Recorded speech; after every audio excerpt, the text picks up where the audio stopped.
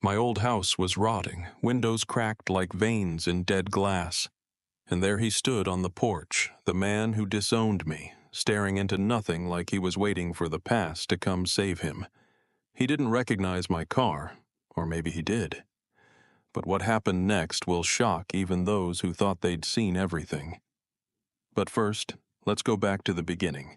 The kitchen smelled faintly of burnt toast and old grease, the kind of lingering scent that clung to the linoleum floors and hand-me-down curtains like a memory too stubborn to fade.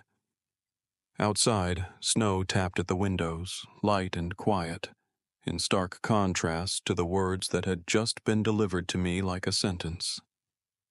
My father leaned back in his chair, arms crossed over his faded work shirt, the silence after his announcement as sharp as the creak of the chair beneath him. His face was unreadable, but not because it lacked emotion.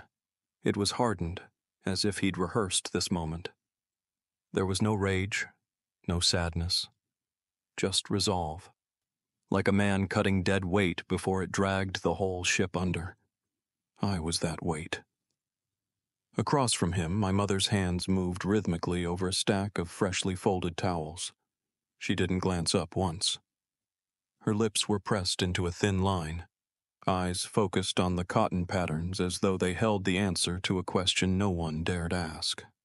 She didn't speak, not even when I reached into my backpack and slowly unfolded the scholarship letter, the one I'd been bursting to show them all week. I placed it gently in front of her, like a child bringing home a perfect report card, but her eyes never shifted. She picked up a blue towel and folded it once, then again, tighter this time. I stood there, waiting for something, an argument, an outburst, even mockery. Instead, I got silence so loud it buzzed in my ears. I had been dismissed. It wasn't about the letter.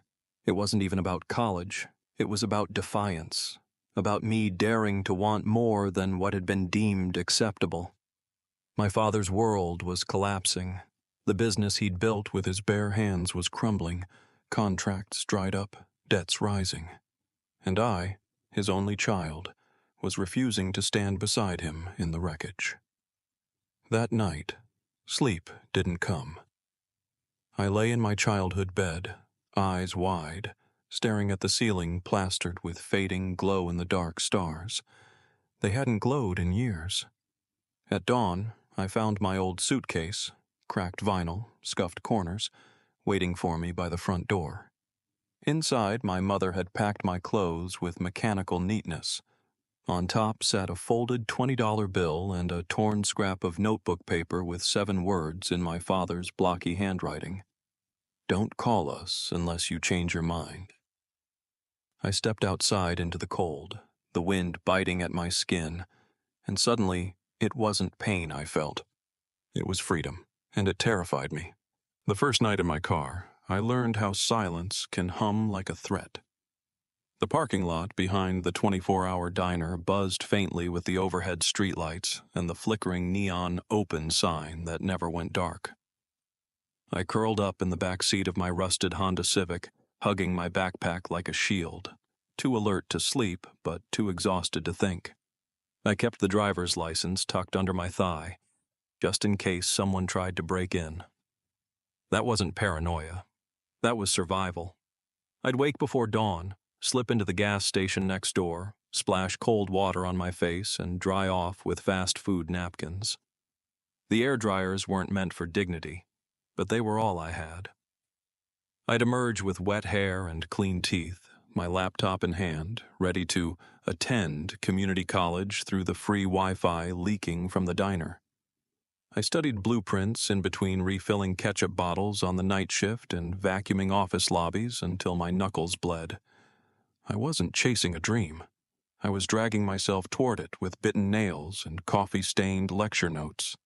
Scholarships became my lifeline. I applied to dozens, winning enough to keep going. I studied in bathroom stalls during breaks, sometimes with my legs pulled up so the manager wouldn't see my shoes. And when I walked across that stage 3 years later, in a borrowed cap and gown that smelled like attic dust, I didn't hear the applause. All I heard was my own breathing, controlled, unbroken, still standing. Then came Seattle. The eco-design wasn't just an idea. It was a blueprint of revenge without bitterness. I pitched a vision that turned the ruins of abandoned steel plants into sustainable lofts with living walls, solar skins, and rooftop greenhouses. The panel of investors leaned in. One of them asked me to walk them through the HVAC flow, and I answered without blinking. That night, I signed my first contract with ink-stained fingers, still trembling from adrenaline. Reclaim Studio was born out of rust and redemption. I built from what others left behind: buildings, people, expectations. By 27, I was named in Forbes' 30 Under 30. I had 5 properties under redevelopment, a full staff, and investors who respected me. Not because I came from legacy, but because I earned every beam, every bolt, every brick. My parents had said I was throwing my life away. They said I'd come crawling back. But I didn't. I built a life they never thought I could. And I never looked over my shoulder, not once, until last month. The email arrived at 2:13 a.m., time-stamped in that quiet, desperate hour when pride loosens its grip and regret starts typing. The subject line, "Can we talk?" was short enough to be innocent, but the sender's name was a thunderclap. Susan Marks, my mother. I sat frozen in my office chair, the glow of the screen painting my face in pale blue. For a long time, I didn't click. I just stared at it like it was a detonator. When I finally opened it, the words unfolded like a familiar poison, sweetened with flattery, but sharp in the throat. Your father's company went bankrupt last year. We lost the house. Your brother moved in with his girlfriend, and we're in a small apartment in Dayton now. We saw the Forbes article. We're proud of you, Kelly. We were wrong. Could we maybe visit? Just to talk? No mention of the years. The silence. The exile. No apology for the note shoved into my suitcase at 18, or for letting me sleep in a car while they turned off the porch light. Just a neat little paragraph wrapped in passive regret and tied with the phrase, "We were wrong," like a souvenir they brought back from someone else's life. But what they didn't know, what they couldn't have known, was that I'd already heard the full story. Months earlier, Noah Pearson, the boy who once let me copy his geometry homework, had bumped into me at a developer's mixer. We were both building out spaces in Cincinnati. "Did you know your parents rent from me now?" he said with a half laugh, then softened when he saw my expression. "It's not great. Your dad still says the economy ruined him, doesn't take blame for anything. And your mom tells people you walked away, like it was your choice." That stuck with me, like a sliver under the skin, estranged by choice, as if they hadn't made that decision for me, as if they hadn't turned me into a stranger when I needed them most. And now they were proud. Proud of the girl they disowned. Proud of the success they never believed in, never supported. And beneath it all, the subtext hummed loud and clear. They wanted back in. Not because they missed me, but because now I was someone worth knowing. They hadn't changed. They'd just run out of options. There was no storm inside me, no trembling hands, no white-hot anger, no ache in my throat. Just stillness, like the quiet after a long, merciless war. A silence earned, not granted. I read the email again, not because I doubted its sincerity, but because I wanted to feel something. Pity, fury, relief. But there was nothing left in me for them. They had already taken it all, years ago, and I'd rebuilt myself from what remained. I stared at the blinking cursor for a few seconds, then highlighted the entire message and clicked forward. My assistant, Clara, had handled everything from land acquisitions to media inquiries. She could certainly handle this. Typed 4 words above the thread. Please draft a reply.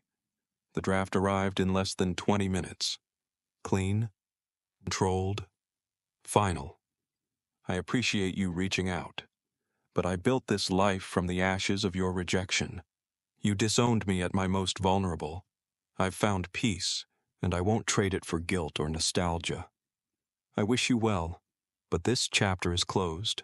No drama, no accusations, just a scalpel's edge wrapped in velvet. I didn't revise a word. I just hit send. The first call came an hour later, then another, then 4 more the next morning. I recognized the area code. I didn't even pause to listen, just swiped and blocked. My phone went still. A few days later, I was in Cincinnati on business and decided, for reasons I didn't understand until I did it, to take a detour. The road felt smaller than I remembered, like childhood toys do when you see them again as an adult. The trees looked bare, skeletal, even though it was only October. Or maybe they were just like the house now, stripped, hollowed out, beyond repair. The home I'd grown up in was no longer theirs. It belonged to the bank, or some faceless holding company, now letting it rot from the inside out. The porch sagged, the shutters hung crooked like tired eyelids, and the lawn had grown wild, reclaiming its freedom inch by inch. He was standing there, my father, a man carved from pride and denial, now just a silhouette in a worn flannel shirt, watching the horizon like it owed him an apology. He didn't see me drive by, or maybe he did, but he didn't move. I didn't honk. I didn't slow down. I kept both hands on the wheel and my eyes forward. A mile down the road, I rolled down the window and let the wind rush in. For the first time in years, I didn't carry the weight of what-ifs or maybe one days. I just exhaled, and it felt like freedom.